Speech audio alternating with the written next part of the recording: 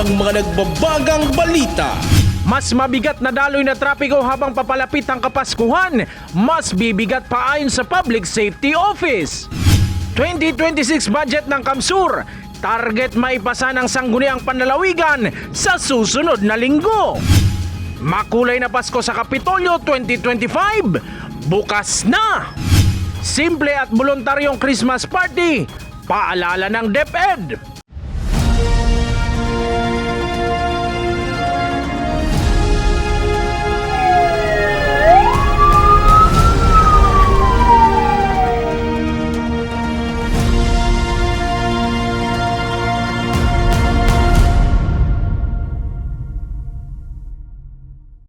Magandang gabi. Narito ang mga maiinit na balita sa Camarines Sur.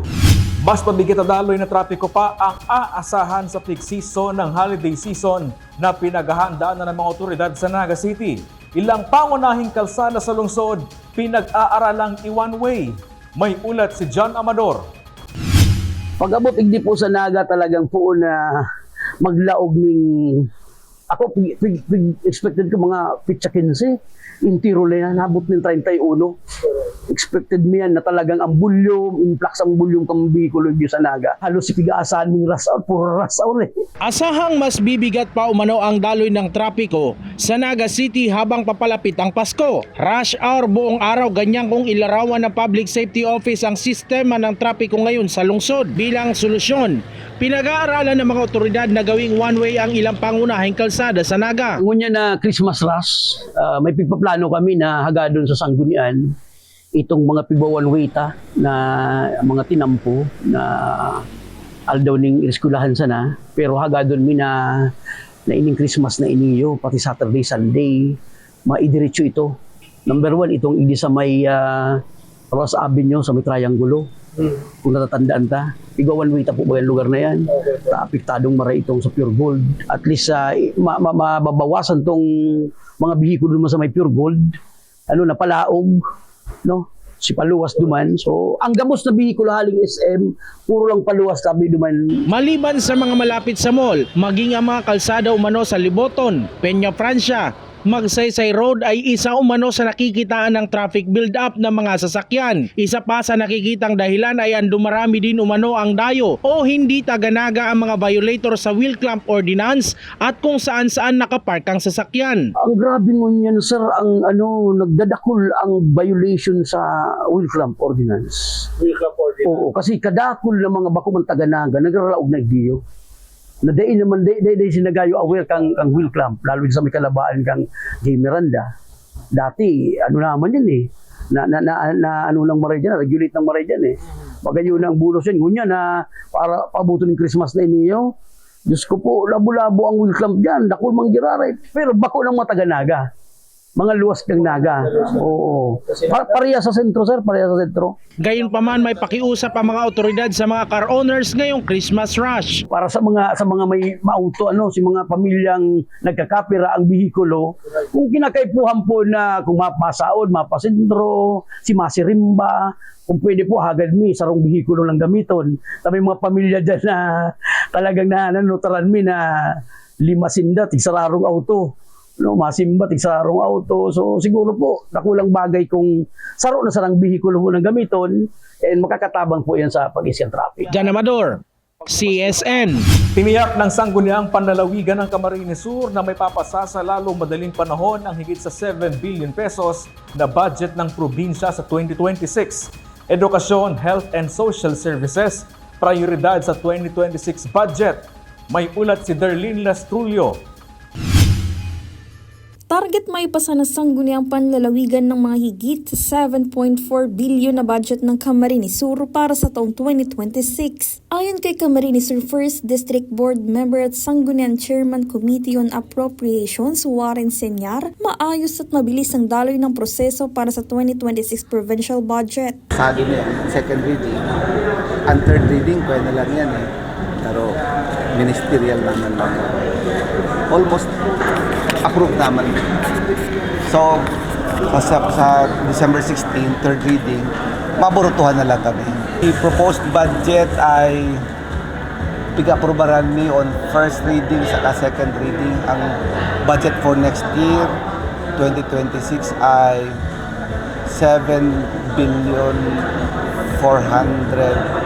More than 7 billion. 8,900,000. Aniya, mabilis ang pagkakaulat ng mga proyekto at walang naantalang approval. Prioridad naman ng mga proyekto na may direktang epekto sa pamahalang panlalawigan. Duman mga health services and sa education, scholarships, sa mga buildings, mga community colleges, mga hospitals, mga services na itinato, yung mga priority. Inaasahang bago matapos ang taon ay mapipirmahan ito ni Governor Elry Villafuerte. Prioridad sa ilalim ng 2026 budget ang people-centered programs tulad ng edukasyon, health, maging social services at iba pa. Pinasalamatan naman ni Governor Elry Villafuerte ang sangguniang panlalawigan at Vice Governor Sal Fortuno dahil sa mabilis na pag-aksyon at maayos na pag-aaral ng budget. Aniya, looking forward siya sa 2026 para sa implementasyon ng mga proyekto ng lalawigan kasama ang suporta ng Sangguniang Panlalawigan. Gusto natin pasalamatan ng Sangguniang Panlalawigan headed by Vice Governor Fortuno. Kasama po ang mga members, full support, mabilis ang aksyon, maganda ang pag-aaral, marami silang suggestion, nasunod naman. Looking forward 2026 for a more progressive, healthier, smarter, safer Kamsur. Dahil sa tulong po yun ng Sangguniang Panlalawigan at lahat ng mga kasama natin dito sa Kamsur. Darlene Lastrulio, CSN. Halos 2 linggo bago ang Kapaskuhan ay matumal pa umano ang bentahan ng ilang Noche Buena items maging ang karne sa ilang pamilihan sa Naga City. Nagbabalik si Darlene Lastrulio. Halos 2 linggo bago ang Pasko pero matumal pa rin ang bentahan ng ilang Noche Buena items at karne sa Naga City People's Mall ayon sa ilang mga tindero at may-ari ng stall. Kabilang dyan ng spaghetti, pansit at iba pang rekado pati na rin ng mga gulay na pangsahog ay matumal pa ang bentahan. Langluya kang bintahan talaga dahil sa taas kang price. Dahil nagbababa. Pa December na lalong nagtataas. Samantalahon kang mga para tinda. Oo. Imagine ang siling mo niyan, 800. Grabe naman. Grabe naman, hirak man kang mga tao. Giit niya, hindi sila nagtataas ng presyo ng kanilang mga paninda at nananatiling abot kaya ang mga ito. Dahil dito, nanawagan siya sa DTI na magsagawa ng inspeksyon sa mga illegal vendors na nasa labas ng pamilihan dahil aniya nakakaapekto ang mga ito sa kanilang kita. Napapabayaan niya ng sa DTI ang problema. Dapat talaga. Dapat ikuton ang mga hirak man kang mga tao. Umaasa si Mila na papasok ang mas maraming customer habang papalapit ang araw ng Pasko. Samantala, si Joel Cape, may-ari ng Cape Meat Shop sa parehong pamilyan, ay nagbahagi rin ng kanyang obserbasyon sa bintahan ng karne, partikular na ng baboy. So, compare sa mga nakaaging taon, medyo maluya. Ay, iyo. Kami kang ang buno sa luwas, albawa katayad na banwaan, like Pamplona daa, San Fernando or Libanan, barato po daadaman ang presyo kang karne. Kaya iyon sa nakakapabawa sa mga marabakalig sa NCPM. Tulad ni Mila, umaasa rin siya na dadagsa ang mga mamimili sa araw mismo ng Kapaskuhan. Na bakal man mag-abot ng mga parabakal. In-expect naman, na pag 24 sa 31 of December. Sa kabila ng mabagal na bentahan, positibo namang umaasa ang mga tindero na babangon pa ang sales sa nalalabing mga araw bago ang Noche Buena. Darlene Lastrulio, CSN. Nagliwanag ang Kaogma Ground sa Pili Camarines Sur sa grand opening at lighting ng Christmas Village bilang bahagi ng Pasko sa Kapitolyo 2025. Giant Christmas tree, rides, dancing water fountain, artificial snow at iba pa. Tampok sa Christmas Village. Narito ang ulat. 10, 9, 8, 7, 6, 5, 4, 3, 2, 1. Merry Christmas, Kamsur! Bawat iyak tawa, tanging mo ang saya, pag-ibig at pag-asa, ating sabay na langit. Nagliwanag ang Capitol Complex kadlan pili Camarines Sur sa grand opening ng Christmas Village para sa Pasko sa Kapitolyo 2025. Umulan ng artificial na niebe na na-enjoy ng mga bata with a perfect view ng giant Christmas tree na napapalibutan ng figures ng hugis ng mga regalo. May grand fireworks display din.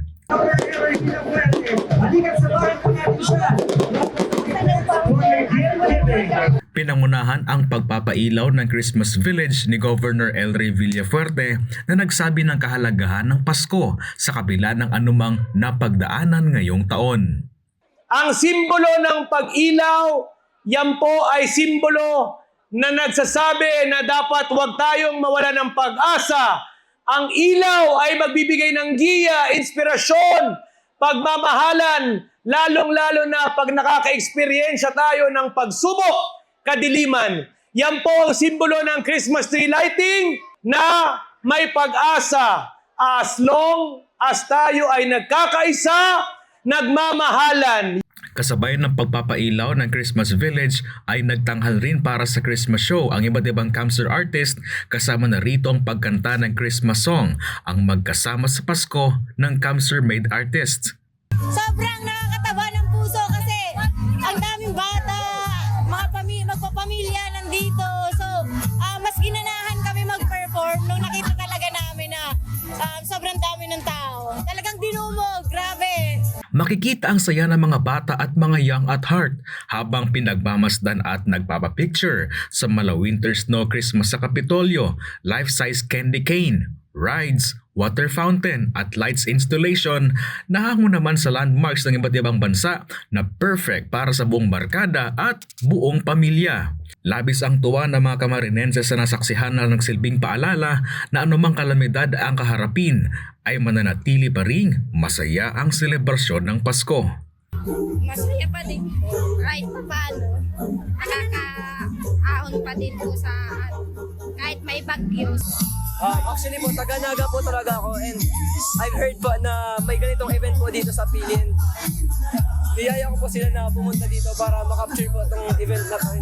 Sobrang saya po kasi kahit madaming bagyo yung pumapasok sa atin na ano pa rin ito ni Gob. Thank you, Gob. Pinangunahan naman ni Governor El Rey at Vice Governor Sal Fortuno Jr. ang gift giving sa mga chikiting. Siyempre po, happy po. First time nga ni po, makakuha ni nga rin kainingon yan. Saka, happy mga po, ando akong aki. Masaya po kasi po nabigyan yung mga bata ng mga gift po and blessing na din po yun sa kanila. And thank you po pala, Gob and Rey Villafuerte. Well, sa ating mga kababayan, hindi lang dito sa Camno, sa Bicol, mga taga-Manila, bumisita po kayo dito sa Christmas Village, Pasko sa Kapitolyo. Experience the Bicolano Christmas. Bukas para sa publiko ang mailaw at makulay na Christmas Village sa Pili Capitol Complex kaugma grounds hanggang sa January 5, 2026. Chris Novello, CSN. Mahigpit ang paalala ng Department of Education sa mga paaralan na panatilihing simple at makabuluhan ang Christmas party ng mga mag-aaral ngayong holiday season. No collection policy ipinagbabawal. May ulat si Regine Bue. Simula sa susunod na linggo, simula na ng kaliwat ka ng Christmas party ng mga mag-aaral. Kaugnay nito, nagpaalala ang Department of Education Division Office ng Camarines Sur na mahigpit na ipinagbabawal ang anumang uri ng kontribusyon sa mga mag-aaral at magulang para lang sa Christmas party. Layo nito na maiwasan ang labis na gastusin at dagdag na pasanin ng mga magulang, partikular sa mga pamilyang matinding naapektuhan ng mga nagdaang bagyo sa probinsya. Ayon sa DepEd Camarines Sur, hinihikayat ang mga paaralan na ituon ang selebrasyon sa pagiging simple, makabuluhan na may pagkakaisa sa halip na pinansyal na ambag. Katatapos pa lang yung kalamidad natin. So kung gusto nila mag-celebrate ng Christmas party, they can do it in the simplest form. Na pwede naman magkanya-kanyang bitbit ng pagkain nila and pwede naman mag-share at least +1 usually. So ganun, magdadala ka ng pagkain mo +1 para ma-share mo din sa iba. And kumbaga, yung spirit ng Yuletide season, masaselebrate pa din. Iginiit ng DepEd na mas mahalagang mapanatili ang diwa ng Pasko sa pamamagitan ng pagtutulungan at pagmamalasakit sa halip na magdulot ng karagdagang gastos sa mga pamilya.